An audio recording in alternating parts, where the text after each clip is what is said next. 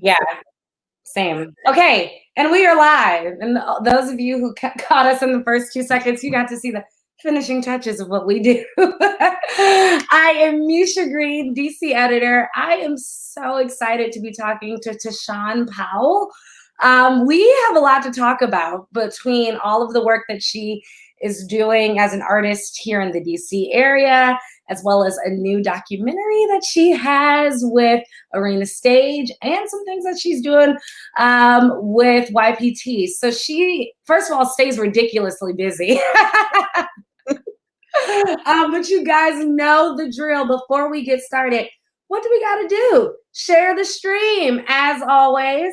So I am doing that now. And for those who are tuning in, oh, let me turn it down because I can hear me in the background. But for those of you who are already tuned in, please feel free to do the same. Share it with your network.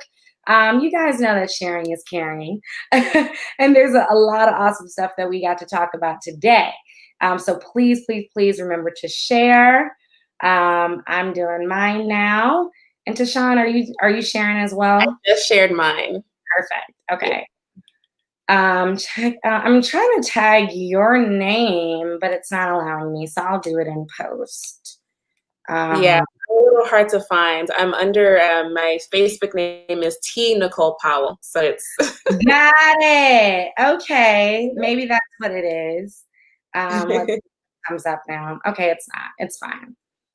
That is fine. I will add it later when we're not live. Okay, so first of all, we are in the middle of a pandemic still. Protests and the like are still plaguing our country and internationally. And there have been some crazy political decisions here recently. How are you doing? How are you feeling? I think like everyone else, I have my ups and downs. I have my good days where I enjoy the sunlight, go for a run, eat a nice meal. And then I have, my low days where I'm like, what is going on? So, but yeah, just taking it all in stride, and just grateful for another day, really. So, yeah. So I know that you are a playwright, a Howard alum, correct? Yep. But before we get into the work that you're currently doing, I'd love to take the people on a bit of your journey. We know as artists, we do it all. So I'm sure it's not a very clear and sequitur path you've taken. So tell the people how you got in this area and what you've been up to as an artist.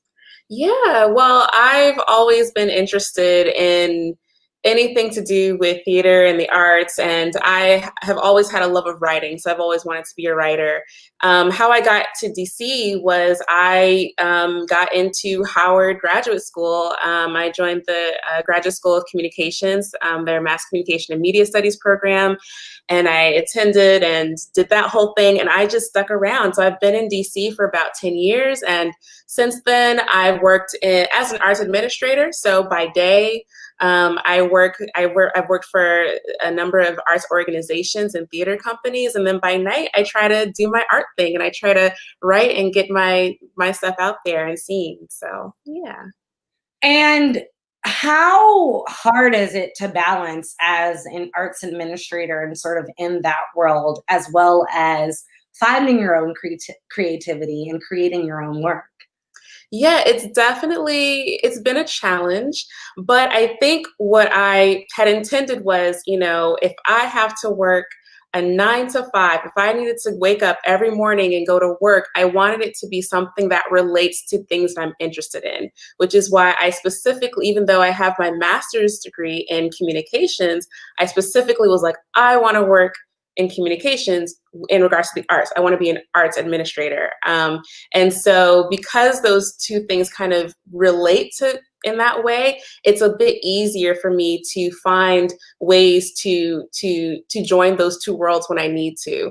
And through my work with different arts organizations, I've been able to come in contact with a lot of great artists in DC, like Oldie Patrick, for example, who just moved to New York, but she is a really great person to know. And she founded Fresh, which is a Black theater company for Black women artists. And, so it's been really, both of those worlds for me really do inform the other every once in a while. And obviously, I think it's really rewarding when your worlds can collide, sort of. But we know that the two sort of are directly related always, in a sense as well. Is there ever a moment for you where you get some sort of, I guess, inspiration or idea from one world and then take it to the other, or how does that work? Yeah, I think so. Like I mentioned, just coming across different artists and just all the different social spaces that I'm in DC, for me, I just find inspiration from the people that I'm around. So I'm always surrounding myself with like really amazing artists, whether they're writers, playwrights, actors, visual artists. But I think more recently, since the whole pandemic, everyone who's an artist in DC has been challenged with how to recreate their art through a platform that they may not have been familiar with. So I'm constantly involved or viewing or watching projects to see how they unfold and see what they do. What is this theater company doing, during the summer of COVID-19? How are they presenting their work? How are they continuing? And I try to keep those best practices or whatever I consider a best practice in mind for my own work. So. Well, your own work is why we're here to talk today, obviously. I know that Arena Stages, I believe it's their third feature film. It is now live today, September 16th. Congratulations. And you've been a part of that. It's called The 51st State, which, we'll talk about the background behind the film in general. But I think for those who are tuning in that aren't familiar with the fight for DC statehood in DC, it's been very, very tied to social justice and equity and those conversations that we're having through Black Lives Matter and the protests, et cetera. But yet this is a conversation and a fight that has been happening for years and years and years. And so, Teshonne, first of all, tell us about the 51st State and how you as a playwright got involved with this film. Sure. So the 51st State, produced by Arena Stage in Southwest DC, is the latest of 3 film projects that they've been doing since the pandemic began. And the idea was to capture the voices of 10 individual, unique DC area residents. Their thoughts and views on various topics. And this particular topic covers or talks about DC statehood, and also, just all of the things surrounding the political climate with police brutality, the protests that have been happening locally as well, and how those two things intersect. And so I was one of 10 playwrights commissioned to interview one individual at each. So I interviewed a young man named Amiri Nash, phenomenal person, recent graduate of Duke Ellington School of the Arts. Okay, Duke. And he, in this moment, he rose to the call of activism. He was a young man who, wanted to share information and resources of how to help find justice for George Floyd and Breonna Taylor when those events started taking place and unfolding. And so he would post flyers all around DC, particularly in predominantly white neighborhoods, to spur some action in those neighborhoods as well. And so I interviewed him on one day for about an hour, and then I transcribed the entire interview, and then I had to craft it into a creative monologue, which was then performed and filmed at another date with a phenomenal actor, Justin Weeks. And this is just one monologue of about 10 that have been filmed and produced, and it'll all come together today and tomorrow. So. That is awesome. And Justin is actually Afro family as well. We've done a couple of pieces on him, as well as highlighted him on a couple of shows he's been in. So we're super excited to see him bring this young man to life. And also, I see that comments and hellos and questions are coming in. Please, please, please, for all of our viewers, thank you for tuning in. And feel free to throw some questions at the bottom. I will get to you in about like 5 to 10 minutes. And we'll really, really try to make sure that Teshonne can answer all of your questions. I want to go back because you talked about the fact that you interviewed this young man and then created a piece from it, a creative monologue from that. In sort of the theater world that I come from, we call that devised theater. However, it's now being turned into a film, or has been turned into a film. One, how did you sort of create this piece, knowing that it's a monologue, knowing that we generally do those kinds of things for the stage, and know that film factor had to be in there? You know, what was that creative process for you? And then I'm also just curious in general, have you written for film before? Yeah, so I have not written for film before. I have an intense interest in learning. I love the idea of screenwriting and I love films in general. But when I was told to write a monologue from this, I decided that I would leave the job of the filmmaking to the filmmakers. So I was more so concerned with making sure that the monologue had a clear through point, that there were themes that that shone through in a really creative way throughout the monologue, and also that Amiri's voice shone through.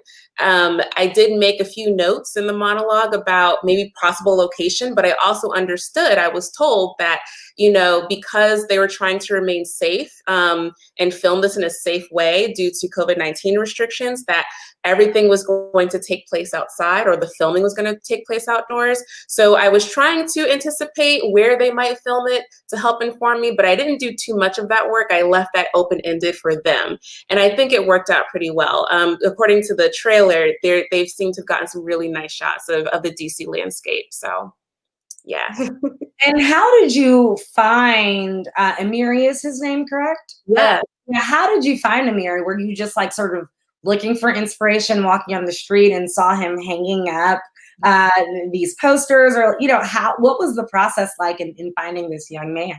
Yeah, so it was basically a collaborative process of finding each of the interviewees amongst the artistic creative team and the playwrights. So we all had a meeting, and they were saying, we would love to talk to these people, and does anyone know someone who, has been involved in this or that? And so actually, Amiri turns out to be a fellow student and friend of the son of one of the other playwrights, Karen Zacharias. Wow. He's also a playwright that is also has also written a piece for the project as well, and she's an acclaimed, wonderful Latina American playwright. And so that 6 degrees of separation is actually what led me to Amiri. And so they essentially was like, wow, we want someone to do this, and they tapped me. Awesome. Oh, so cool. So cool. And it just goes back to sort of what you were talking about earlier in building these connections and having a network around you here. But it's also like the theater world is so tiny. So, one thing that I maybe am selfishly asking, as I am also in this world along with you, but how does one create as a theater artist during this time? We've seen Arena do it, and your contribution to the work, but what is the everyday process for a theater maker when we cannot perform live, when we can't have people perform our work live? What is that process? I think for every artist, it's different. I think what I've observed is artists they're making definitely life choices during this time. A lot of them are reckoning with that. For me in particular, I was actually supposed to have a play produced under a playwrights collective that I'm a part of called The Welders. It was supposed to open next month in October. And so knowing that all of these things that all of us this year, all artists have planned, have perhaps shifted, what I found myself doing is just continuing to create with the hope and intent that am able to share my art at a later time. And I think what we're all doing is just, playing it by ear as much as we can, because we've tried to predict, the next moment, and it's just been so hard, So what I do is I just keep writing. I just keep writing, and waiting for that moment, that opportunity to be able to share what I've been working on. And have you had that moment where you're like, oh, this is going to be years. I guess I need to be creating virtually. Has that moment happened yet? Well, I've been thinking about, so for the play that I am producing myself, we've pushed it back to October of next year.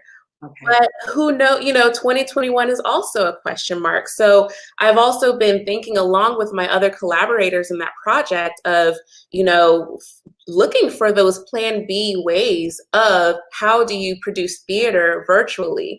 And a lot of artists who are involved in theater are having a hard time with that, because that live in-person interaction is what makes theater so special. And so the challenge that we're all kind of putting our brains together for is, how do we create those special interactions when we're not in, or when we may not be able to be in the same space with one another. So wheels have started turning for me personally as an artist in that regard. And it's just hard to reckon with, because you're like, no, but I envisioned this to happen this way. And so, but now, yes, me and I know a few other artists are thinking of those alternative ways to show the work. And so, we've talked about all that you're doing at Arena, this upcoming project with the Welders, but you also are communications manager for Young Playwrights Theater. And I know that you all have taken your programming digitally as well. Is that correct? Yes, absolutely. So Young Playwrights Theater, 25-year-old arts education organization in the DC area. We tend to go into schools to teach playwriting classes. And now that being in schools is not an option, we've been able to adapt our instruction virtually. So we are offering low cost to $0 registration for after school playwriting workshops for students from grades 3 through 12. And we're also offering playwriting workshops for adults who may be interested in taking a stab at what it means to write a play. And so those classes begin in a couple of weeks, the week of September 28th. And we'll run 6 weeks thereafter. And you can check out all of that at yptdc.org. But it's just a way for us to continue to forward the mission of using writing as creative expression, keeping that space alive, but just virtually. Awesome. And I again wanted to let the people know, because we're almost right at that mark where you can ask your questions or we will throw out your comments. So please, please, please go ahead and throw it down in the comments section. One of my final questions is, for those people who know they've had an interest in playwriting, but not quite sure how to take that first step, is YPT what you would suggest, or is there another step before just getting something down on a page and taking that leap into playwriting? What is your suggestion? Well, my suggestion, from a writer's perspective, is just write. If you have an idea in your head, just write it down. Grab a pen or paper, grab your laptop, your notebook, whatever you need, and just write it down. If you would like a community of fellow writers and you would like a space where you feel comfortable to share your work and get actual constructive feedback, I would absolutely encourage anyone to check out a playwriting class. And YPT specifically for adults 18 and over, it's called the Playwrights Lab, and it is a space just for that, for people who are like, well, I haven't tried this thing, but I've been writing some stuff and I don't know, I want to try it out. And I was actually involved with it in the last session during the summer, and it was actually really fun and very special. And people were bouncing ideas off of each other, and you're also trading best practices on the craft and also resources.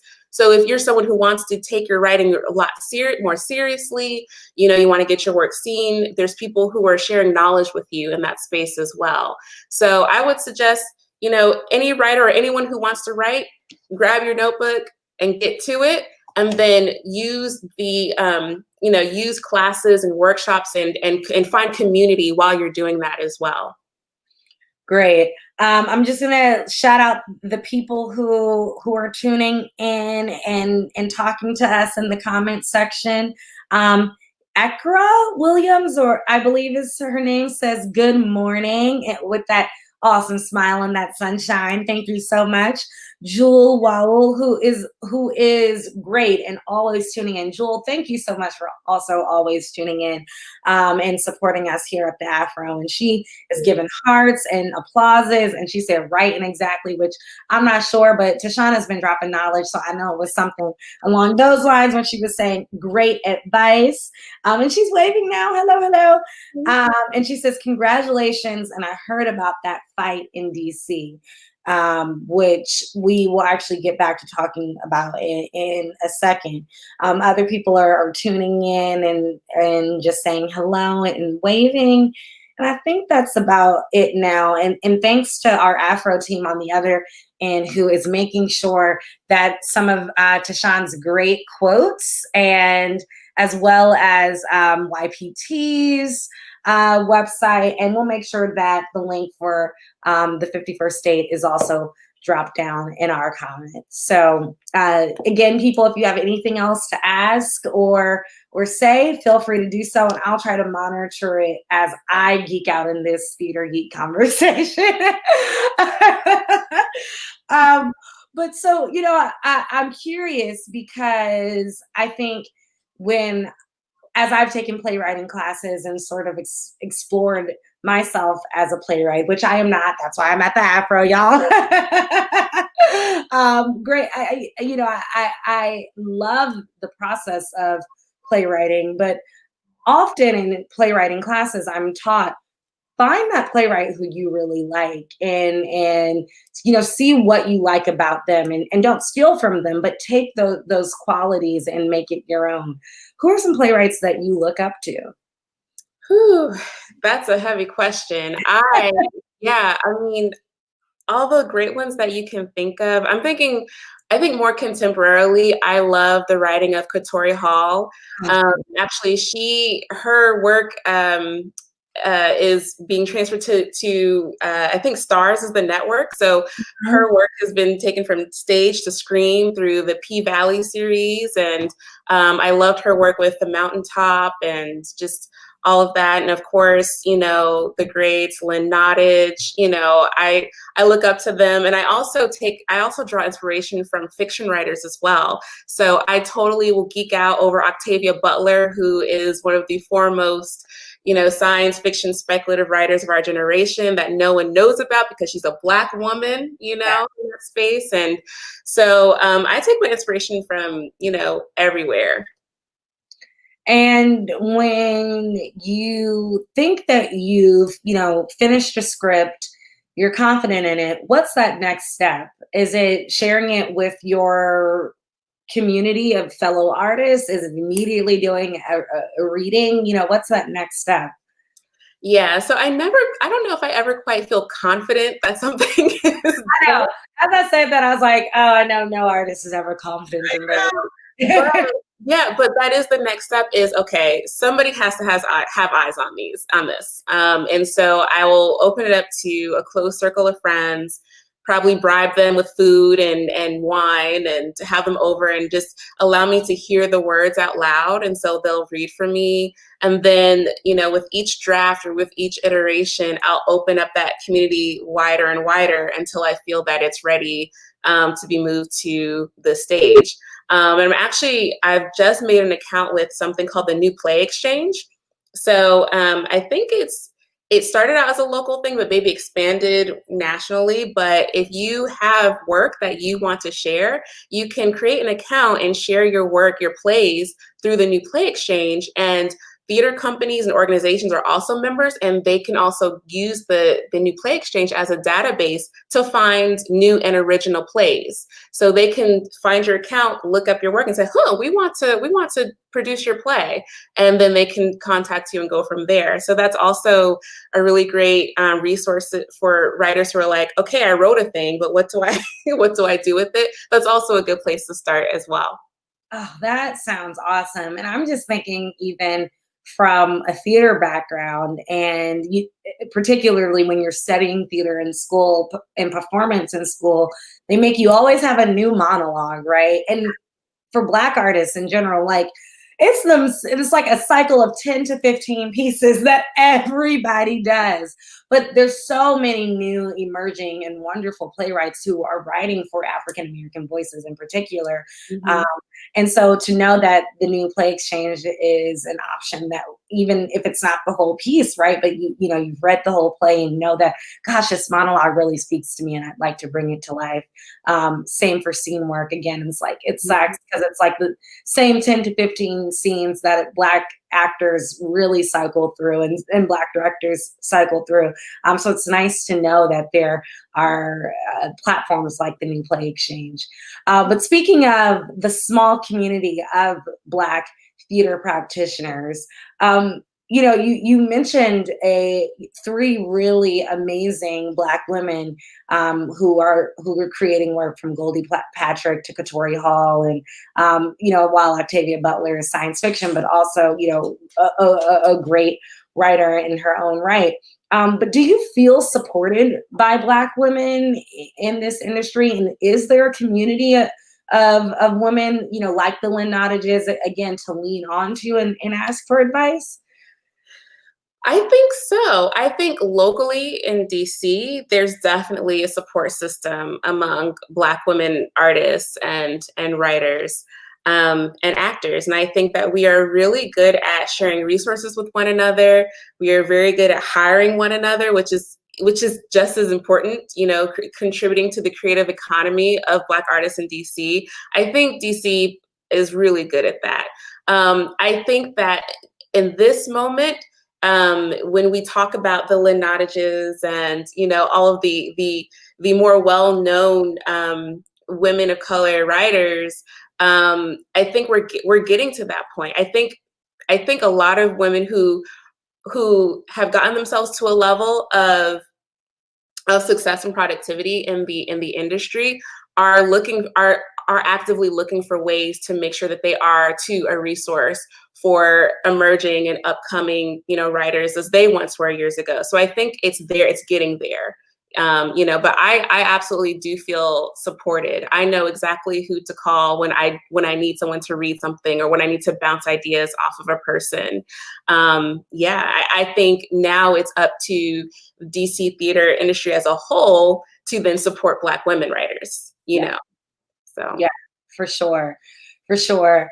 And I know, and because I don't want to misquote anything, I'm not positive of the organization. You might know, but I had a friend in the DC theater scene, Black woman, who was attacked by, I guess, white patrons of, again, I can't remember the theater, but who said it was so offensive to see a panel of Black women talking about the importance of producing Black theater, and theater for African American women in particular, and women of color, not just Black women, but Latina and Middle Eastern women, et cetera, which again, I've seen a lot of it in DC and not in the larger theater world, but we got to do better, and we have to have more of that. Mm-hmm. How would you push back on people who say, why do we have to have these conversations about Black artists and Black theater, and about African American women in particular? How do you combat those comments? Yeah, I honestly, I do recall the moment that you're speaking of, and I think for me, you're always going to have individuals who think that way. But I think that there's a reason why they think that way. And I think it's because the system of theater, as it has been, has either used the artistry of Black people to a specific end or tool that may or may not serve, Black people and Black artists, or there's been a level of erasure. And so when all of a sudden you have people taking center, Black artists taking center in the issues that they care about, all of a sudden it's jarring, it's shocking. And so my first instinct when I read the comments of this patron attacking that, I think it was a Zoom kind of Q&A conversation. Yeah. I saw that everyone was engaging him, and I was like, you can talk to people like that who think that way all day long, but it's, for me, in my opinion, it's not going to solve the greater issue, which is the system. Mm-hmm. And so we have to look to theater leaders and leaders of arts organizations to set the tone for their patrons, and hold their patrons accountable of, what their behavior as patrons and supporters of the arts, what that should truly mean. Absolutely. Yeah. Absolutely. Thank you for that honest answer to that question. We do have a question from Kay Hubbard, and I want to make sure no one else, but while we're on it, this is a great question. Thank you for it, Kay. I've heard of theater actors presenting solo performances on Zoom with staging in their apartments. Do you think it's possible to craft a narrative that works within the frame of having separated actors that are presenting virtually? Ooh, good question. And Kay, I've heard these same sort of questions or how do we make this happen? And how can one person be in, in one part of the frame and the other, so it looks like they're talking to one another or whatever. So yes. Yeah. And shout out to Kay. She's low-key my good friend. Yes, good friends. Black women. We love it. We love to see it.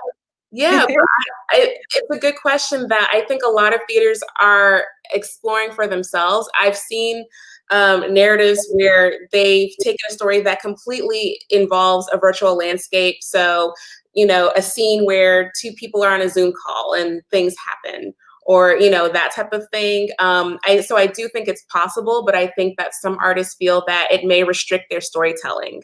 So if you want to tell a story that doesn't involve technology, how do you then involve technology into your story? So I think it's a very individual and unique choice for each individual artist and theater company that's producing right now. That question is definitely still up in the air for a lot of people. I think for me, I'm still planning on crafting something for the stage. And I have started thinking about ways to bring that to life through online platforms, but honestly, it's not ideal for me, so. For sure. I don't think it's ideal for anyone, but it is cool that people are starting to think how they're able to devise work with the online platform. So thank you so much for that question, Kay. So it's so crazy, and I knew this would happen because I love talking to my theater sisters, but we're over the 30-minute mark. I know that you are a busy woman, so I don't want to hold you much longer, but we have been having conversations about the artist as the arts activist. Obviously, I think the 51st state is a great way to show how artists can be arts activists. Mm-hmm. What would you say is the role of the artist during this time? I think the one thing, if you do anything else as an artist, is to tell the story. We need people that are able to through whatever discipline that they have mastered or that they enjoy, whether it's writing, whether it's acting, performing, singing, dance, visual art, whatever that is for the artist, to just tell the story. And you see that happening. You see all these murals that are around DC. You see all of these, flyers and just all these artistic ways of like really giving giving moment and feel like giving, sorry, work, giving expression to the moment. Mhm. Sorry. And that for me is most integral because people are going to look back at this time and try to make sense of what in the world happened. And usually what happens is we rely on the artistic visual representations, from this period. So absolutely is to just tell the story in any way you can. Well, I have been so inspired by our conversation today and the little bit that I know about your story.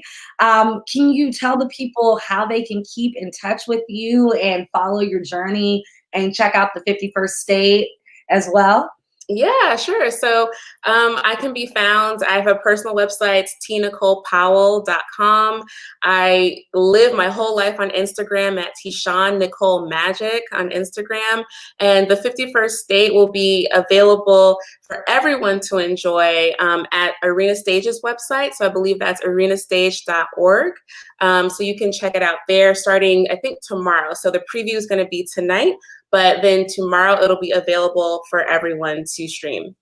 Awesome. I cannot wait. I am so excited to see how this vision became a virtual piece and brought to life. And obviously, hearing the stories of Washingtonians, which, as a proud Washingtonian, really makes me happy to know that it was told in an arts way, in a form of activism.